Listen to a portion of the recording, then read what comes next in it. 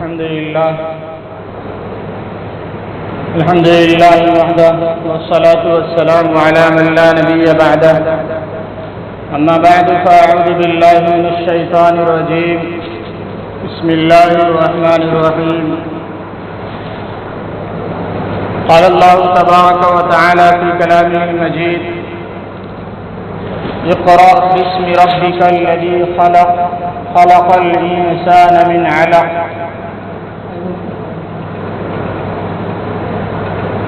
قال النبي صلى الله عليه وسلم من يرد الله به خيرا يفقهه في الدين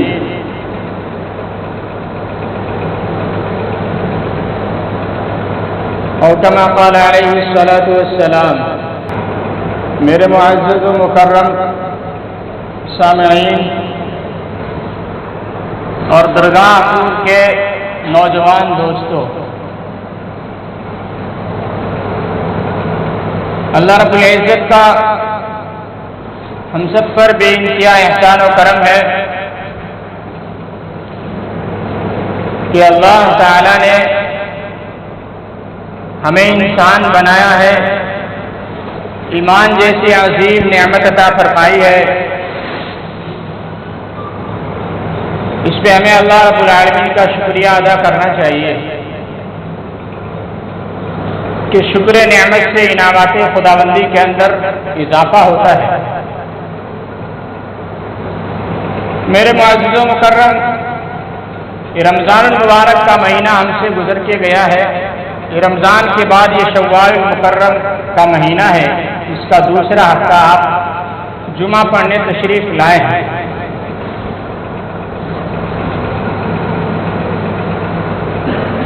یہ گھڑی، یہ ساعت، یہ لمحات ہم سے گزر رہے ہیں اور ہم سے اس بات کا تقاضا ہو رہا ہے کہ ہمیں اپنے رب کو پہچاننا چاہیے، ہمیں اپنے خالق و مالک کو جاننا چاہیے۔ کہیں ایسا تو نہیں ہے کہ ہم زندگی گزار رہے ہیں جس طرح اور قومیں دنیا میں زندگی گزار رہے ہیں اس طرح ہم بھی زندگی گزار رہے ہیں۔ دوسرے لوگ جس طرح اپنے آپ کو ایک قوم سمجھتے ہیں اس طرح ہم نے بھی اپنے آپ کو ایک قوم سمجھ لیا ہے۔ ہماری زندگی بھی بالکل لاوبالی پن اور بغیر کسی نتیجے کی گزر رہی ہے کہ ہماری زندگی میں نہ تو اللہ رب العالمین کے احکامات ہے، نہ ہی اللہ کا قرآن ہے، نہ ہی رسول اللہ صلی اللہ علیہ وسلم کا فرمان ہے۔ ہم کیسے مسلمان ہیں؟ نہ ہی ہمارے ایمان کے اندر کوئی لچک اور کوئی مضبوطی ہے، نہ ہی اعمال کے اندر کوئی قوت اور استحکام ہے۔ ہم نام کے مسلمان ہیں۔ اگر ایسا ہے تو یقیناً ہم ناکام ہیں، اور اگر ہم واقعی مسلمان ہیں اور مسلمان ہونے کا اپنے آپ کو ثبوت دیتے ہیں تو ہمارا ایمان پختہ، ہمارا اعمال مکمل، ہماری زندگی کے اندر ہر اعتبار سے، ہر گوشے سے زندگی کے اندر درستگی اور پائیداری ہونی چاہیے، مضبوطی ہونی چاہیے کہ ہم جس میدان میں ہو اس میدان کے ہم شہسوار ہو، اس میدان کے ہم مجاہد ہو، اس میدان کو بالکل فتح یاب کرنے کے لیے ہم ہر وقت اور ہمہ وقت تیار ہو۔ ہم اگر نماز پڑھنے آ رہے ہیں تو نماز مکمل طور سے پڑھ رہے ہیں، روزہ رکھتے ہیں تو روزہ بھی مکمل ہو رہا، زکوٰۃ دیتے ہیں زکوٰۃ بھی پوری ادا ہو رہی ہے، صدقات و خیرات کرتے ہیں تو اس میں بھی اللہ کو راضی کرنے کے لیے حد الامکان کوشش کی جا رہی ہے۔ اور اس کے علاوہ زندگی کے جو بھی رخ اور جو بھی موڑ ہے، آپس کے معاملات ہمارے درست ہونے چاہیے کہ ہمارا معاملہ بالکل درست ہو۔ ان سب چیزوں کے لیے اور ان سب چیزوں میں جان پیدا کرنے کے لیے کہ ہمارا ایمان مکمل، اعمال مکمل، نماز مکمل، روزے مکمل، حج زکوٰۃ مکمل، ساری چیزوں کے اندر ایک جان، ایک قوت اور ایک نورانی پیدا ہو جائے، اس کے لیے ایک نورانی چاہیے، اس کے لیے ایک نورانی چیز چاہیے جسے ہم علم کہتے ہیں۔ کہ اگر ان میں سے نماز سے علم کو نکال دیا جائے، روزے سے علم کو نکال دیا جائے، زکوٰۃ سے علم کو نکال دیا جائے، صدقات و خیرات سے علم کو نکال دیا جائے اور جتنے معاملات ہیں سب سے علم کو نکال دیا جائے تو وہ معاملات صرف نام کا معاملات رہ جاتا ہے، اس کے اندر سے روح ختم ہو جاتی ہے۔ نماز پڑھ رہا ہو کوئی، نماز کے مسائل کا علم نہیں ہے تو وہ نماز کیسی نماز ہے؟ روزہ رکھتا ہے، روزے کا مسئلہ نہیں جانتا، زکوٰۃ دے رہا ہے، زکوٰۃ کے مسائل نہیں جانتا، تو پھر یہ زکوٰۃ دینا، روزہ رکھنا، حج کرنا اور اس طرح دیگر اعمال کرنا بظاہر تو ہمیں نیکی سمجھ آتی ہے، لیکن اس کے اندر کچھ کوتاہی ہونے کی وجہ سے، علم نہ ہونے کی وجہ سے ایسے کام ہم پر گزرتے، ہم سمجھتے ہیں ثواب ہے، لیکن حقیقت میں وہ ثواب نہیں، کچھ اور ہوتا ہے۔ اسی طرح شادی بیاہ ہے، لین دین ہے، آپس کے معاملات ہے، ہمارا اخلاق و کردار ہے، یہ سارے کے سارے بالکل علم کی روشنی میں ہونی چاہیے۔ اگر علم نہیں ہو اور علم سے انسان نابلد ہو تو پھر ہر معاملات رسم بن کے رہ جاتا ہے، عبادت بھی رسم بن جاتی ہے اور معاملات بھی رسم بن جاتا ہے۔ اور علم ہو، درستی کی روشنی ان کے پاس موجود ہو تو پھر انسان چاہے 2 رکعت نماز پڑھ رہا ہے، پورے علم کی روشنی میں پڑھے گا تو وہ 2 رکعت اس کی مکمل اور ہر اعتبار سے قابل قبول ہوگی۔ اب سوال یہ ہے کہ ہمارے معاشرے کو سب سے زیادہ ضرورت کس بات کی ہے، کس چیز سے ہمارے اندر ترقی ہو سکتی ہے، کس اعتبار سے ہم کامیاب ہو سکتے ہیں؟ کیا اعلیٰ ڈگری حاصل کرنے ہی کمال کی اور کامیابی کی دلیل ہے؟ کیا معاشرے کے سارے لوگ کھاتے پیتے گھروں سے ہو جائے، کھانے پینے لگے، اچھے کھانے، اچھے پوشاک پہننے لگے، اچھی گاڑیوں میں گھومنے لگے، اچھے مکانات میں رہنے لگے، کامیاب ہو جائیں گے؟ تو اس کا جواب نفی میں نہیں، اس بات میں بھی نہیں دیا جا سکتا ہے۔ اب اس کی مثال دے کے میں ایک بات سمجھا رہا ہوں کہ زمانے جاہلیت کے اندر ہر اعتبار سے جہالت، ہر اعتبار سے برائی، ہر اعتبار سے مکاری اور ہر اعتبار سے لوگ بالکل جانوروں جیسے ہو گئے۔ اس بات کو سمجھنے سے پہلے ایک مثال آپ سمجھیے، ایک بیمار ہے، ڈاکٹر کے پاس جاتا ہے، ان کے اندر ساری بیماریاں ہیں، کوئی بیماری ایسی نہیں جو اس میں نہ ہو، شوگر اس میں ہے، بلڈ پریشر اس میں ہے، کینسر بھی اسے ہو گیا ہے، ہر اعتبار سے مریض ہے، گیس کے پیشنٹ ہے، یعنی جسمانی اعتبار سے ہر اعتبار سے وہ مریض ہے۔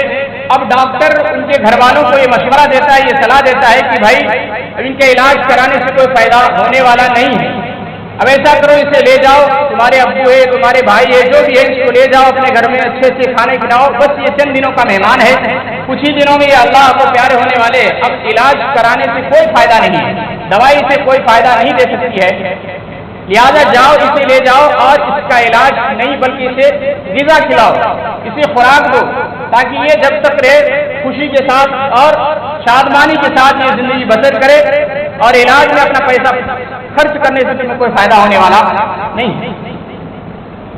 تو یہ تو ڈاکٹر نے مشورہ دیا ہے کہ جس نے دیکھا کہ اس مریض کے اندر ساری بیماریاں موجود ہیں، اس کا حل یہی ہے کہ اب اس کے علاج کرانے سے بہتر ہے کہ اس کو کھانا کھلایا جائے اور خوشی کے ساتھ رکھا جائے، اس کے ساتھ اچھا برتاؤ کیا جائے تاکہ اس کی جو زندگی باقی ہے وہ خوشی کے ساتھ گزر جائے۔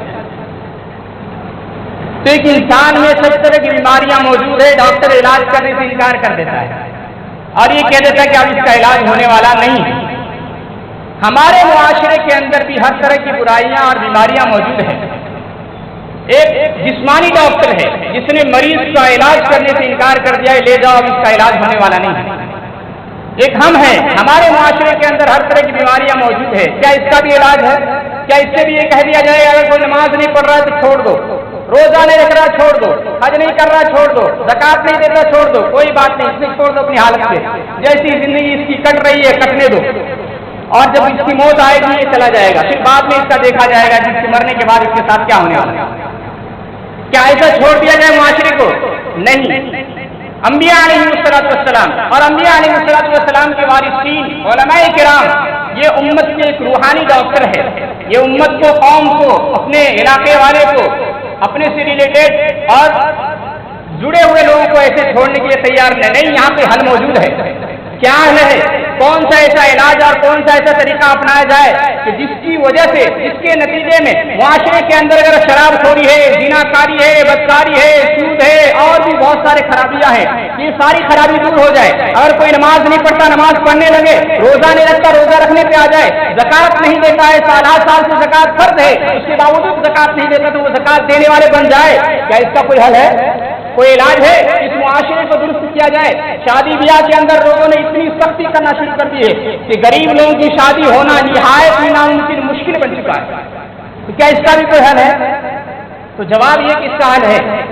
कौन सा हल है? कौन सी ऐसी क्या कहते तावीज लोगों के गलों में डाली जाए या कौन सी ऐसी दवा पिलाई जाए कि जिसके नतीजे में लोगों की ये बीमारियां खत्म हो जाए? तो उसके लिए हमें थोड़ा पीछे जाना पड़ेगा और थोड़े पीछे जाके हम जायजा लेते हैं कि नबी अकरम सल्लल्लाहु अलैहि वसल्लम की दुनिया में तशरीफ लाने से पहले अरब का जाहिल, अरब के अंदर जहालत का जो जमाना था वो निहायत ही हमसे कई गुना ज्यादा बुरा जमाना था।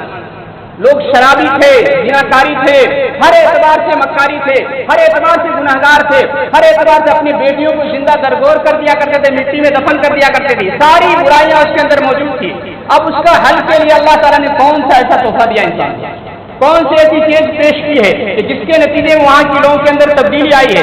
जो लोग जाहिल थे, अनपढ़ गवार थे, ऊँट चराया करते थे और बिल्कुल जानवरों जैसी जिंदगी गुजारते थे, उसके अंदर एक तब्दीली आई और ऐसी चेंजिंग ऐसी तब्दीली आई है कि जो लोग बिल्कुल जिहालत के दरवाजे पे थे, कुरान करीम ने उसको रज़ी अल्लाहु अन्हु व रज़वान का मुद्दा सुनाया और उसे इस बात की खुशखबरी दी है कि जन्नती तुम हो, अगर कोई तुम जैसा ईमान ले आएगा उसके लिए भी ये फजीलत है, ये बशारत होगी। आखिर उसे कौन सी ऐसी दवा पिलाई गई थी? तो जवाब उसका यह है कि कुरान करीम की सबसे पहली आयत अल्लाह रब्बुल आलमीन ने उतारी है और उसका अल्लाह रब्बुल आलमीन का जो फरमान उसके अंदर वो ये है कि पढ़िए, इक़रा बिस्मि रब्बिकल लज़ी खलक़, पढ़िए अपने रब के नाम से जिसने पैदा किया। अब सवाल यह है कि ये कौन सी क्या कहती है? तो हमारे समझ में नहीं आता कि पढ़ने से क्या हो जाएगा। जी, वो लोग जाहिल, अनपढ़, गवार, हर एतबार से बर्बाद थे, उन्होंने पढ़ना शुरू किया है और अल्लाह के नाम लेके पढ़ा है, तो फिर उसके अंदर तब्दीली आई, चेंजिंग आई, वो बदला, उनकी जिंदगी बदल गई और उनकी जिंदगी ऐसी दुरुस्त हुई कि उनके मामलात, उनकी इबादत, उनकी ईमानियात, उनके अखलाकियात, ये सारी चीज हमारे और आपके लिए नमूना है कि अगर हम बनना चाहें उस जैसा और उस जैसे अमल कर ले तो हमारे लिए भी ये सारी फजीलतें मौजूद हैं। तो अब अगर हम चाहते हैं कि अपने अंदर तब्दीली आए, हम बदल जाए, हमारा माहौल बदल जाए, हमारी जिंदगी बदल जाए, हमारा घराना बदल जाए, हमारे मुआशरे के अंदर तब्दीली आ जाए, चेंजिंग आए, तो उसके सबसे बुनियादी चीज है पढ़िए, इल्म हासिल कीजिए। उसमें सबसे पहले नंबर पर जो इल्म आता है वो है कि दीन का इल्म हासिल कीजिए। आजकल हमारे अंदर ये कमी और निहायत दर्जा कमी ऐसी है कि हमें सूरह फातिहा तो नहीं आती, सूरह इखलास हमें नहीं आता और दीगर चीज हमें नहीं आती है, नमाज पढ़ने का तरीका हमारे अंदर भी नहीं है, फिर भी उसके बावजूद हमारे अंदर कोई एहसास भी नहीं है। हम अपने आप को ये समझते हैं कि बस जैसे और कौमें जिंदगी गुजारती है और लोग दुनिया में आए हैं, खा रहे हैं, पी रहे हैं, चले जाएंगे, मौत आएगी, इनकी रूह परवास कर जाएगी, ये चले जाएंगे। इस तरह हम भी इसी तरह जिंदगी गुजार रहे हैं कि हमें भी बस खाना है, पीना है और दूसरे काम करना है और इल्म से बिल्कुल अपने आप को दूर रखना है। तो मेरे मोहतरम, ये बात याद रखिए कि अरब मुआशरे को तब्दील करने वाली और बदलने वाली जो चीज थी वो इल्म की दौलत थी। उन्होंने इल्म को अपने आप पकड़ा और उस पर अपने आप को जमा दिया और अपने आप को इल्म पे खपा दिया है। तो फिर एक एक हदीस को हासिल करने के लिए वो हजरात जो बिल्कुल जाहिल अनपढ़ थे पहले, लेकिन जब उन्होंने ईमान कबूल किया है, कुरान को पकड़ा है, कुरान को मजबूती से रखा है, सिर्फ ताकों में नहीं सजाया, घर में नहीं रखा कि सब बरात आएगा या कोई मर जाएगा फिर कुरान निकालेंगे, तो फिर उन्होंने वो मकाम सुरैया और ऐसे ओजे सुरैया को पाया है कि जिसके लिए अल्लाह रब्बुल आलमीन ने हमेशा के लिए ऐलान कर दिया है कि अल्लाह इनसे राजी हो गया है, ये अल्लाह से राजी हो गया है, जन्नत इनके लिए वाजिब हो चुकी है, अब तुम इसके बारे में कुछ नहीं कह सकते, ये मेरा है, मैं इनका हूँ, तुम्हें कुछ बोलने का हक नहीं बनता है। तो जब वो गवार कौम अपने आप में इसकी तरक्की और इसकी तब्दीली ला सकती है, अपनी जिंदगी को बदल सकती है, अपने आप को सुलझा सकती है और अपने आप को रब के सामने हाजिर करने की और अपने रब के बारगाह में मौजूद करने का अपने आप को एक अच्छा इंसान बना के पेश कर सकती है, तो हम और आप क्यों नहीं कर सकते? क्या हमारे अंदर इस बात की जरूरत नहीं है कि हमारा बच्चा अच्छा बने, इंसान बने, जिसके अंदर इंसानियत हो? आजकल तो देखा जाता है लोगों के अंदर अगर बच्चा गाली दो तो माँ बाप खुश होते हैं कि मेरा बेटा बोलने लगा है, गाली दे रहा है। है अफसोस, सद अफसोस कि बच्चा अगर कोई अच्छी बात बोलता उस पर खुश होना चाहिए था, बच्चा अगर कुरान पढ़ता खुश होना चाहिए था, बच्चा अगर नमाज में आता खुश होना चाहिए था, बच्चा अगर कोई और नेकी करता खुश होना चाहिए था। लेकिन हमारी अक्ल पे पर्दा पड़ गया, और ऐसा पर्दा पड़ गया, हमने दुनियादारी को सब कुछ समझ लिया है और दीनदारी से बिल्कुल अपने आप को किनारा कशी इख्तियार कर लिया है। हमारे अंदर दीनदारी का लेवल क्या है कि हमारे अंदर बहुत बड़ा अगर कोई दीनदार है तो कितना बड़ा दीनदार है, नमाज पढ़ लेता है। सिर्फ नमाज पढ़े ना ही ये दीनदारी के लिए काफी नहीं है। इस्लाम की बुनियाद 5 चीजें हैं। एक ईमानियात है, दूसरे नमाज है, तीसरे नंबर पर मुआमलात है। इस्लाम की बुनियाद 5 चीजों पर है, उसमें ईमान, नमाज, हज, ज़कात, रोजे है। लेकिन पूरे इस्लाम का खुलासा जब निकालते हैं तो 5 चीजें बनती है। उनमें से अव्वल नंबर पर एतकादात यानी ईमानियात कि किन किन चीजों पर ईमान लाना है, ये सब जरूरी है। उसके साथ साथ दूसरी चीजें इबादत यानी इबादत क्या क्या करनी है। तीसरे नंबर पे आते हैं मुआमलात कि हमें आपस में एक दूसरे से लेन देन, एक दूसरे के साथ कैसे बर्ताव करना है। चौथे नंबर पे आते हैं अखलाकियात। 5वें नंबर पे आते हैं मुआशरत, जिंदगी कैसे गुजारनी है, हमारा अखलाक व अदवार और आदात कैसे हो। ये सारी चीज इस्लाम है। अगर हम सिर्फ नमाज पे रुक गए, हमारा मामला अच्छा नहीं है। अगर हम सिर्फ नमाज पे रुक गए, हमारे अखलाक किरदार अच्छा नहीं है। अगर हम सिर्फ नमाज पे अटक के रह गए और ईमानियात ही हमारा खत्म हो गया है, हमारा एतकाद और अकीदा ही सही नहीं है, तो फिर तो हमारा कुछ भी कबूल नहीं है। तो मेरे मोहतरम, मुझे कहने का जो मकसद है और कहने का खुलासा ये है कि हमारे पास इल्म अगर होगा तो हम कामयाब हो जाएंगे, हर मैदान में हम कामयाब हो जाएंगे। और उसके साथ साथ इल्म अगर हो तो उलमा की कदर भी होनी चाहिए। ये हमारे अंदर इल्म तो नहीं है, लेकिन अगर हमें कोई बताने वाला हो तो उसकी कदर भी नहीं है। इससे बदतरीन कौम कोई और नहीं हो सकती है जो अपने उलमा किराम की ही कदर न करे, उलमा पे ही किसे उठा ले, उनकी जरा जरा सी चूक को उजागर करे, मुआशरे के अंदर, सोसाइटी के अंदर फैलाए और उसकी बुराइयां करना शुरू कर दे। याद रखिएगा, जो कौम भी और जिसने भी उलमा किराम के खिलाफ महाजराई की है, उसकी बुराइयां की है, उसको बर्बाद करने और उसको बदनाम करने की कोशिश की है, आज तक वो कौम कभी कामयाब नहीं हो पाई और आइंदा भी नहीं हो पाएगी। अगर हमारे दिल में इल्म नहीं है, हमारे पास इल्म नहीं, इल्म वालों से पूछिए। कुरान करीम के अंदर अल्लाह रब्बुल आलमीन के ऐलान है, अगर तुम नहीं जानते जानकारों से पूछो, शादी कर रहे हो मसले मालूम नहीं है उलमा से पूछो, नमाज पढ़ने जा रहे हो मसले मालूम है उलमा से पूछो, रोजा रख रहे हो मसले मालूम है उलमा से पूछो, हज करने जा रहे हो मसले मालूम है उलमा से पूछो। अगर नहीं जानते मसले मालूम करें उलमा से, ये नहीं कि उलमा से दुश्मनी पैदा करके अपनी दुकान चमका रहे हैं, फिर तो कहीं कभी नहीं रहेंगे। और उलमा से बुग़्ज़ रखने वाले याद रखे कामयाब नहीं हो पाएंगे। और बात बड़े बड़े मुहद्दिसीन ने इस बात की सराहत की है, लिखा है कि जो लोग उलमा से बुग़्ज़ रखते हैं, मरने के बाद उसकी कब्र खोल के देखो, उसका किबला सर उसके किबला की तरफ से फेर दिया जाता है। और बात अल्लाह वाले ने यहाँ तक कहा है कि जो लोग दुश्मनी रखते हैं और बुग़्ज़ रखते हैं, हसद और कीना की आग में जलते रहते हैं, बहुत मुमकिन है कि मरते वक्त कलमा नसीब न हो। अगर हम कुछ नहीं कर सकते हैं तो कुरान हदीस एक बहुत जबरदस्त हदीस है, हमारे पास टाइम खत्म हो गया है, वो ये है कि आलिमन और मुतअल्लिमन और मुस्तमिअन और मुहिब्बन।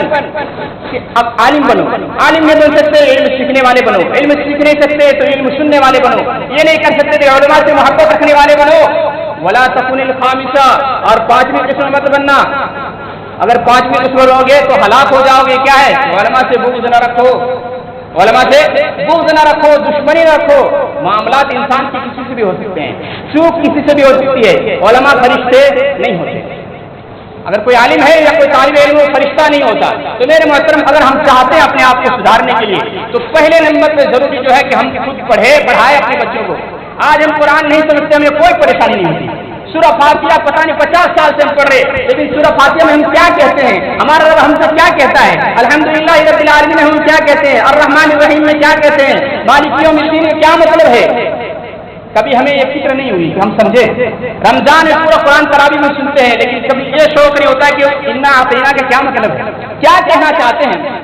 लेकिन जो लोग जानते हैं तो उससे हम दुश्मनी रखते हैं, उससे दोस्ती नहीं है, उससे कोई दिलचस्पी नहीं, तो फिर क्या होगा। نہ خدائی ملا، نہ مثال صنم، نہ ادھر کے رہے نہ ادھر کے رہے، کہیں کا بھی انسان نہیں رہ جاتا ہے۔ تو میرے محترم علماء سے تعلق ہونا بہت ضروری ہے اپنے ایمان کو بچانے کے لیے، اپنے اعمال کو سدھارنے کے لیے، اور اپنے کیا کہتے ہیں کردار کو سدھارنے کے لیے ساری چیز میں ضرورت ہے کہ ہمارا تعلق کس سے ہو؟ علماء سے ہو۔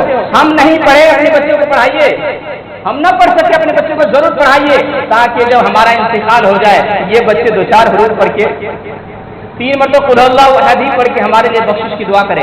اور اگر ہم نے دین نہیں پڑھایا، یاد رکھیے یہ چیلنج نہیں کر رہا ہوں بلکہ مشاہدہ بتا رہا ہوں، لوگوں کے تجربات بتا رہا ہوں کہ کبھی کبھی ایسی اولاد بھی نافرمان ہوتی ہے جو باپ کے جنازہ بھی پڑھنے کے لیے تیار نہیں۔ ان کے جوتے بڑی قیمتی ہوتے ہیں، وہ سمجھتے گا ہم نماز جنازہ پڑھیں گے تو ہمارے جوتے کی حفاظت کون کرے گا۔ ایک ایسا واقعہ ہو چکا ہے کہ باپ کا جنازہ رکھا ہوا ہے، بیٹا جنازہ پڑھنے کے لیے تیار نہیں، بڑے پروفیسر بنایا تھا بیٹے کو، تو لوگوں نے پوچھا بھائی جنازہ کیوں نہیں پڑھ رہے ہو؟ کس کا جنازہ ہے؟ کہا میرے باپ کا ہے۔ کہا کیوں نہیں پڑھ رہے؟ یہ جوتے جو ہے تھوڑے قیمتی ہے، اگر میں رکھ کے گیا جنازہ پڑھنے کے لیے تو جوتے لے کے لوگ بھاگ جائیں گے۔ ہائے ہائے افسوس ہے، ایسے علوم پڑھانے سے کیا فائدہ ہے کہ زندگی میں جب اولاد یاد نہیں رکھتی ہے تو مرنے کے بعد کیسے یاد رکھے گی؟ اور یقیناً اگر آپ نے اولاد کو صالح اور نیک بنایا ہے، علم دین سکھایا ہے تو ضرور یاد رکھے، ضرور یاد رکھیے گی۔ اگر آپ کے پاس اولاد نہیں کسی اور کو بنا دیجیے، کسی اور کو دین کا علم سکھا دیجیے، اس کے خرچے برداشت کیجیے تو یقیناً آپ کامیاب ہو جائیں گے۔ ہمارے مرنے کے بعد ہماری نیکیاں ہی کام آئے گی، برائی کا کوئی تذکرہ نہیں ہوگا۔ تو میرے محترم میرا خلاصہ کلام یہ ہے کہ علم سیکھے، اپنے گھروں کے اندر علمی ماحول پیدا کرے اور علماء سے محبت کرے۔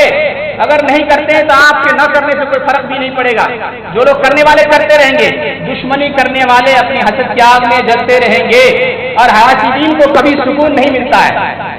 ایک مرتبہ تو حسد کرتا ہے کہ یہ چیز اس کے پاس ہے، کاش مجھے ہو جاتی، اس سے ختم ہو جاتی، نہ تو اس کے پاس سے ختم ہوتی ہے وہ چیز اور نہ اسے مل پاتی ہے، دونوں اعتبار سے یہ جلتا رہتا ہے۔ تو ایسے جلنے والوں کا کوئی علاج نہیں ہے، اس کا علاج کیا ہے کہ مر جائے۔